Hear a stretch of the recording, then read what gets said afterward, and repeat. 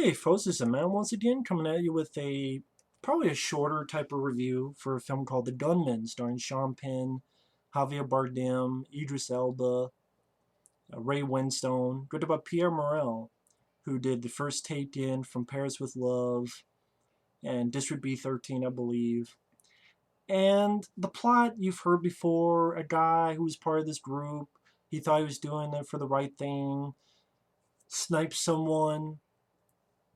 Later on, he realizes things gone ape shit. About 8 years later, somewhere around there, he's working, helping these people out, actually drilling. Some people try to kill him. He kills their ass. He's wondering who the fuck's trying to kill me. Sees an old acquaintance, Javier Bardem, who's now with an old flame of Sean Penn, who used to love him and he used to love her, but then he left. But you just tell that they still love each other, so you already know where this is going. Javier Bardem's going to get out of the picture. These Sean Penn's going to get back with his girl. The girl's going, his woman's going to get kidnapped in the third act. He's going to go off and kill some bitches to get her back. I was surprised that Javier Bardem wasn't the bad guy. I thought the trailer kind of made him look like he was going to be the bad guy, but he wasn't. Idris Elba, he's not in the film that much, which is a shame. He comes in like an hour and 18 minutes in, and he's only in for like 7 minutes at most.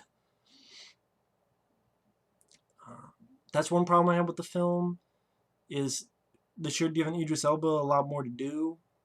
Also, Javier Bardem, I think he should have been the bad guy. Yeah, he was a bad guy in other films, but he did a good job. I thought he did a good job in No Country for Old Men. I thought he did a good job in Skyfall. And the guy who they have as the bad guy, I thought was pretty weak. So there are problems I have with the film. It's a weak bad guy. I think Javier Bardem should have played the bad guy instead. Javier Bardem's role was kind of weird to me. Almost a thankless role, I think is the best way to put it. And Idris Elba should have had more to do. And the first half is a bit too slow for my liking. It's a 2-hour movie. But you may be wondering, well, why isn't this a rant? Because overall, I liked it as a decent time waster type of movie. I definitely don't think it's as good as Taken or From Paris with Love, which I think is underrated.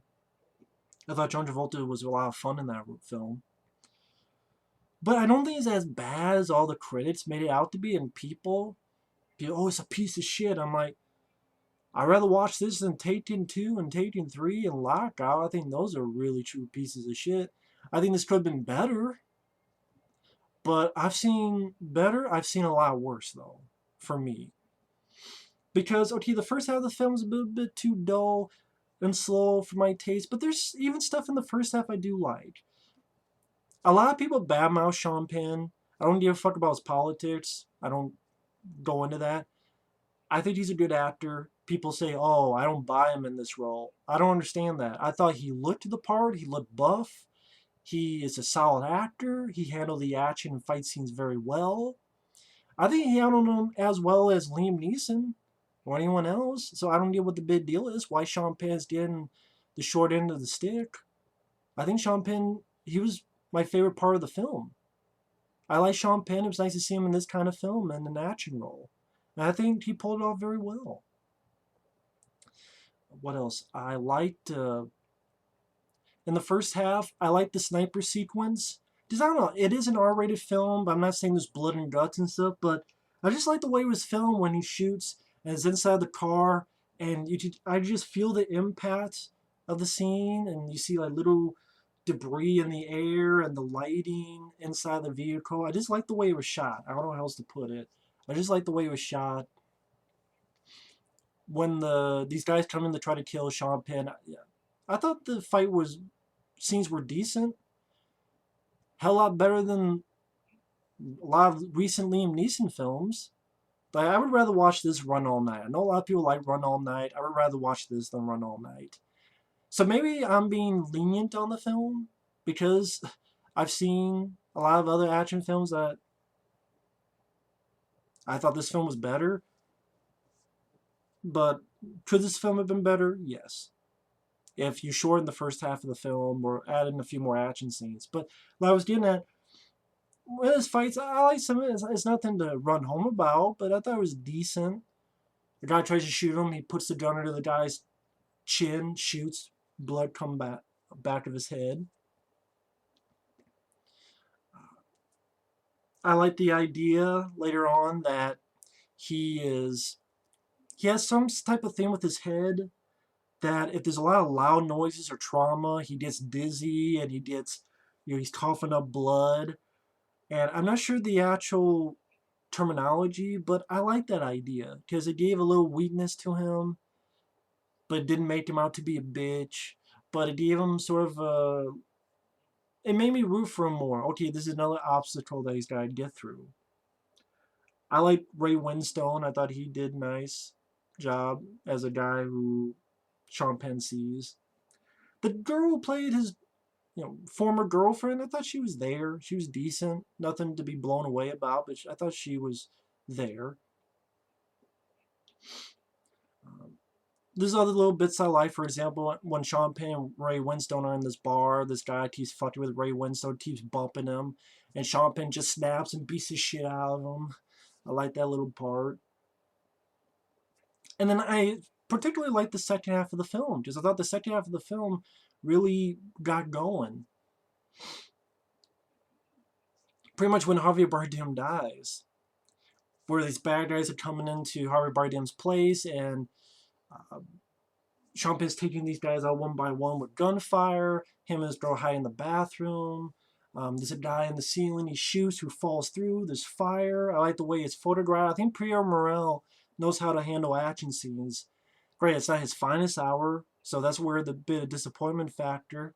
But people make this out to be as shitty as fucking Samurai Cop or something. I mean, come on now. It's not that fucking bad. I mean, is that terrible? But if I saw this on DVD for $5, sure, I'd pick it up. But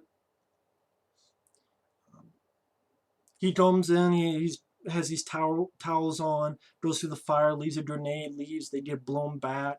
I like the fact when they're leaving, he leaves a grenade in the vehicle so they don't follow, so I like that he's using his head. Same thing with when he sneaks into his apartment, he realizes there's a tripwire, and he manipulates it so when other guys come in, it blows up, and they get fucked up. I like that. He's using his head. I like this moment where Sean Penn, there's this woman, and Sean Penn just smacks the woman in the face, and I didn't see it coming. Oh, what the fuck? Like, why did he do that? And then you realize the woman has like a needle that he was going to kill Sean Penn with. So it's this nice looking lady, nice seeming lady, and then Sean Penn just punched her in the face. Like, whoa, shit. I didn't see that coming, so I like that little bit. When he's talking to what is the main bad guy, and you have some gunfire. Of course, this girl gets taken, and no pun intended. I like the scene on the phone. I thought Sean Penn did a good job showing his emotion when he realizes that his friend gets killed. And granted, John Wick is miles better. This other movie is miles better, but I think Sean Penn pulled off some good emotion. Slamming the steering wheel, going into fucking these people up one by one. I thought he has a nice little decent, again, nothing awe-inspiring, but nice little decent knife type of fight with this guy. Some back and forth. Sean Penn gets him right in the neck. And you see a little bit of the blade pop in the back of his neck. I like that. I like that the bad guy died in an interesting way. Letting the bulls go, and the guy gets stabbed. A horn goes through the guy's chest. Happy ending, no bullshit sequel or downbeat ending. So, I mean, I thought it was a decent film. I thought it was a decent film that has some nice little bits of action. I thought people badmouth Sean Penn. I don't understand that. I thought he did a good job. It's nothing you haven't seen before. I mean, this is a film I could see that was it's, you just say the word typical. But I don't know, I thought it was a decent film. I didn't mind the bit of score by Marco Beltrami and the end credits.